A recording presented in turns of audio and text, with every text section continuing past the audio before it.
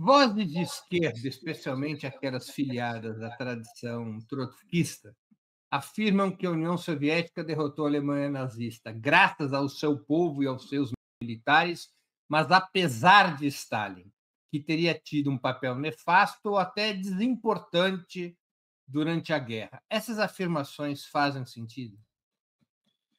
Veja, Breno, novamente, eu acho que as pessoas precisam se decidir. Então, veja lá. O argumento dos companheiros trotskistas é que a União Soviética tinha se transformado num Estado burocratizado e que o Stalin definia tudo, mandava em tudo, que os trabalhadores não mandavam em nada, que era a alta burocracia soviética que decidia tudo e tudo tava, o poder estava hiperconcentrado nas mãos do Estado. Veja, a guerra é, por definição, provavelmente o evento político que mais centraliza o poder decisório, né? Toda guerra ela provoca uma certa redução relativa do grau de democracia de um sistema político e concentra as decisões, dado a importância de você coordenar toda a dinâmica social, econômica e institucional do país para o esforço de guerra.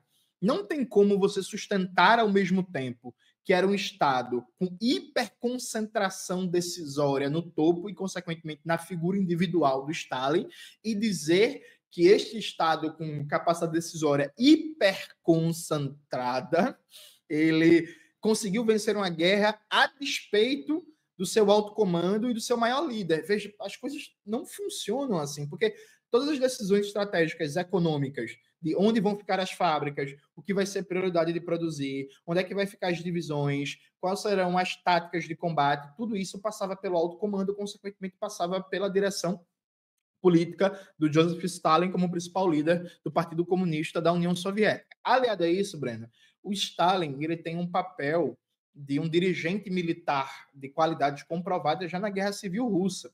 Né? Isso é importante ser dito. Veja, do mesmo jeito que a historiografia stalinista provoca uma falsificação ao apagar o papel do Leon Trotsky na estruturação do Exército Vermelho e na Guerra Civil, que é uma falsificação, que precisa ser criticada, porque o Trotsky teve um papel central na Guerra Civil, a historiografia trotskista também provoca uma falsificação, desconsiderando o papel que o Stalin teve na Guerra Civil Russa, né, na vitória contra o Exército Branco. Papel muito bem registrado pela historiadora Lili Marcoux, no livro a Vida Privada de Stalin, que foi no Brasil publicado pela editora Zaha. Ali está detalhado, né, com riqueza de informações, com riqueza de documentos, o papel central que o Stalin teve enquanto comandante militar. O Horácio Davis... Só um acréscimo.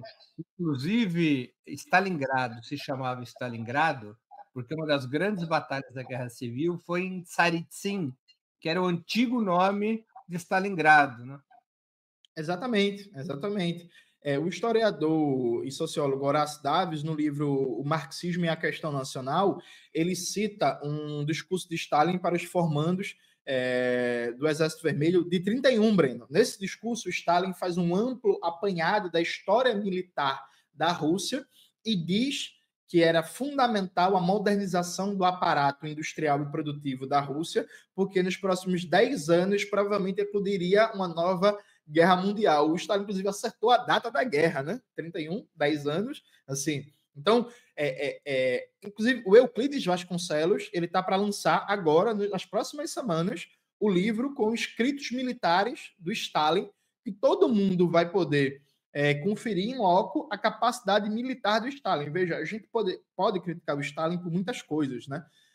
Suas formulações teóricas, especialmente filosóficas, ontológicas e epistemológicas, não eram muito felizes, né? O famoso capítulo sobre o materialismo histórico, o materialismo dialético do Stalin, não é muito feliz. Só o Louis Althusser que gostava, mas ele estava errado.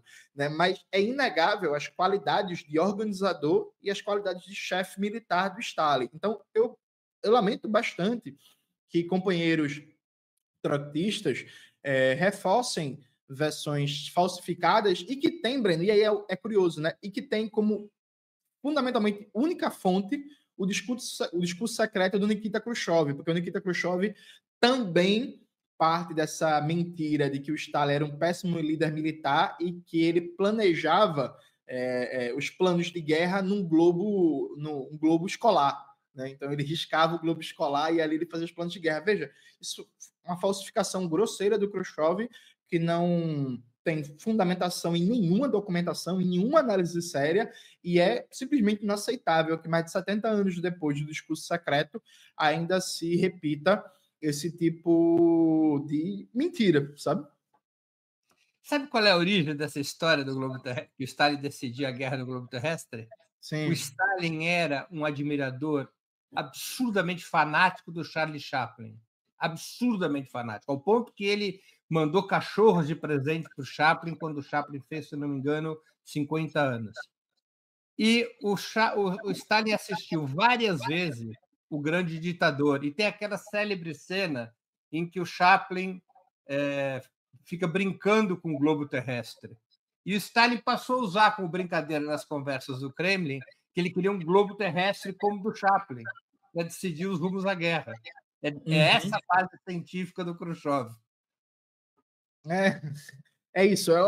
Assim, Breno, eu fiz uma decisão que hoje eu me arrependo. No meu livro, Batalha pela Memória, eu não coloquei um capítulo sobre o 20º Congresso do Partido Comunista da União Soviética. Numa próxima edição, eu acho que eu vou fazer uma mudança no livro e inserir um capítulo, porque, veja, me parece muito claro que vários aspectos de repressão que estavam colocados nos anos 30 e 40 precisavam sim ser superados nos anos 50. Se a gente entender a desestalinização por isso, ok, tranquilo. Agora, o que foi feito ali no 20º Congresso do Partido Comunista foi uma das maiores trapalhadas e imbecilidades da história política de toda a modernidade, dado que o partido ele fragilizou suas bases de legitimação a partir de um discurso simplista, mentiroso e que não conseguia se sustentar. Uma prova disso é que no período sequencial, no período Brezhnev, se estabeleceu uma dinâmica que a era Stalin era simplesmente um não assunto, porque a versão oficial feita no 20º Congresso era destruidora para a legitimidade do partido e não dava para voltar o que era na era pré-Khrushchev, então se criou um grande vácuo histórico no debate historiográfico interno da União Soviética sobre o que foi de verdade a era stalinista. Tem muitas críticas, várias coisas a serem analisadas, mas não de maneira irresponsável e canalha, como o Khrushchev fez, o que mostra, inclusive, a diferença entre os chineses e os soviéticos. Né? Os chineses nunca aceitaram fazer com Mao Zedong e a era maoísta o que os soviéticos fizeram com a era Stalin. A União Soviética, Jones, teria virado as costas para a Espanha republicana, como afirmam alguns críticos, e até exercido um papel daninho na guerra civil travada contra os franquistas de 1936 a 39, no episódio que muitos consideram o ensaio geral da Segunda Guerra? Não, de jeito nenhum. Assim, do ponto de vista de apoio militar, né, de apoio de armamentos, apoio de equipamentos militares, apoio de suprimentos, a União Soviética fez tudo, absolutamente tudo que estava ao seu alcance. Vale dizer que, objetivamente, foi o único país do mundo que apoiou de maneira robusta a resistência republicana ao fascismo franquista. O que é válido colocar em debate era a estratégia da União Soviética e do Partido Comunista no contexto. Por quê? Para alguns companheiros anarquistas, o caminho seria uma revolução socialista, inclusive com alguns aspectos complicados, como um intenso anticlericalismo, em que todo padre, a despeito da sua posição, por exemplo, é considerado um adversário a ser derrotado. Para alguns trotskistas também, né? E a gente sabe que a União Soviética defendia uma estratégia de uma frente nacional democrática republicana. A União Soviética não defendia que a resistência antifascista naquele contexto se transformasse abertamente numa luta pela revolução socialista, mas sim no estabelecimento de uma república democrática, laica, com fim da monarquia, etc, etc, etc. E aí houve sim enfrentamentos entre organizações trotskistas, organizações comunistas e organizações anarquistas. Só que aí, Breno, aí se estabelece uma teoria que é a teoria da briga de colégio. Sabe como é que funciona a briga de colégio, Breno? É assim, não importa quem começou a briga, leva a bronca quem apanhou, porque é considerado mais fraco, né? Então, em colégio funciona assim. O que os trotskistas fazem, e alguns companheiros anarquistas fazem, é colocar só na conta da União Soviética os enfrentamentos entre as forças de esquerda, que muito contribuiu, inclusive, o livro do George Orwell sobre o tema. Isso não é verdade. E aí, gente, paciência, estava todo mundo se matando, se enfrentando e se perseguindo na época, viu? Isso não era privilégio da União Soviética e do Partido Comunista, não. Faltou uma unidade e um consenso mínimo, faltou, mas aí esse consenso mínimo a gente tem que debater muito seriamente se era possível, porque de um lado uma força defendia uma república democrática com bases sociais mais amplas possível, do outro se defendia que era necessário, que era possível já passar por um processo de revolução socialista, né? Então, são estratégias completamente diferentes. Estratégias diferentes chamam políticas diferentes, chamam arcos de alianças sociais diferentes. E aí, vale dizer que em menor dimensão, presta atenção, em bem menor dimensão, essas divergências estratégicas apareceram em vários processos. Então, por exemplo, na luta vietnamita, recentemente, Breno, você fez um episódio muito bom sobre os 50 anos da vitória do Vietnã, você tinha forças trotskistas minoritárias que defendiam conjugar a resistência anticolonial já com a Revolução Socialista e uma expropriação total.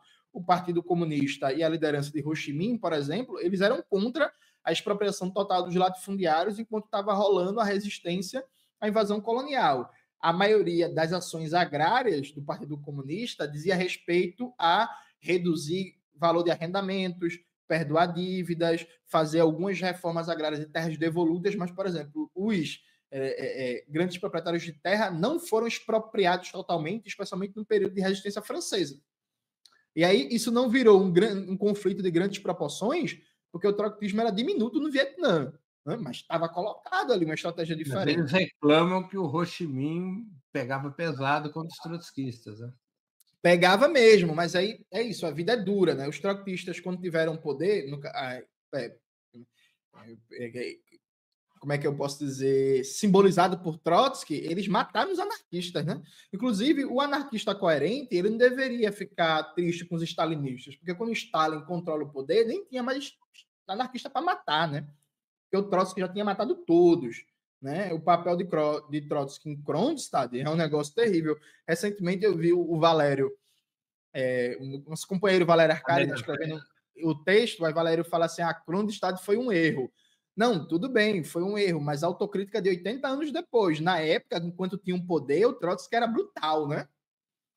Chamavam o Trotsky de Napoleão Vermelho, não à toa. E aí, claro, era também a mídia burguesa que fazia uma propaganda anti-União Soviética, aliás, anti-Revolução Russa, que chamava o Trotsky de Napoleão Vermelho, era também, mas não era só a mídia burguesa.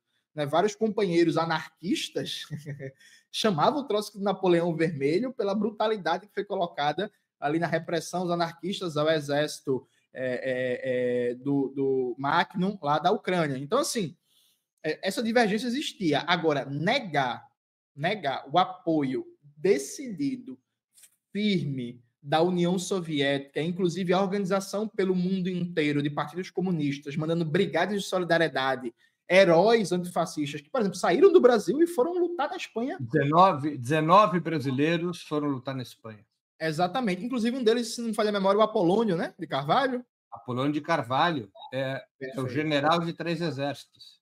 Exatamente. Então, assim, não dá para negar esse papel. O que a gente pode debater é se naquele contexto a melhor estratégia era uma estratégia já de uma revolução socialista, portanto, reduzindo a base social da resistência antifascista naquele contexto militar, ou uma estratégia mais ampla de uma frente republicana. O que a história mostra é que a estratégia de uma frente nacional liderada pelos comunistas, mas com a base mais ampla, deu certo na Coreia, deu certo no Vietnã, deu certo na China. Infelizmente, a gente não tem exemplos históricos de vitória dos anarquistas, nem de vitória dos comunistas, para a gente testar se a estratégia... Dos anarquistas e dos trotskistas, né? E dos trotskistas, isso, perfeitamente. Para a gente testar se a estratégia que eles defendiam daria certo. Vale dizer, Breno, que no século XX, que foi por definição o século das revoluções anticoloniais, no chamado Antigo Terceiro Mundo, os trotskistas só conseguiram algum peso no Sri Lanka, na Argentina e na Bolívia. E só. Em todo o terceiro mundo, pipocando revolução em todo canto, pipocando luta de libertação nacional em todo canto, os trotskistas não conseguiram dirigir nenhum processo. Conseguiram ter peso só no Sri Lanka, na Bolívia, na Revolução Nacionalista de 52 e na Argentina, né? E na Argentina, inclusive, muito mais nos últimos anos. Então, há que se questionar de por que, durante o século XX, no século das revoluções anticoloniais, no terceiro mundo, os trotskistas não conseguiram liderar nenhuma. Será que é coincidência ou será que é um defeito teórico-genético da proposta trotskista, muito associada, inclusive, a um desprezo da questão nacional e um certo esquerdismo ali genético que não compreende a particularidade da luta anticolonial na periferia do sistema capitalista? É um bom debate aí para a gente fazer. A gente pode fazer um debate depois, eu e o Valério Arcares. Organiza aí, Breno.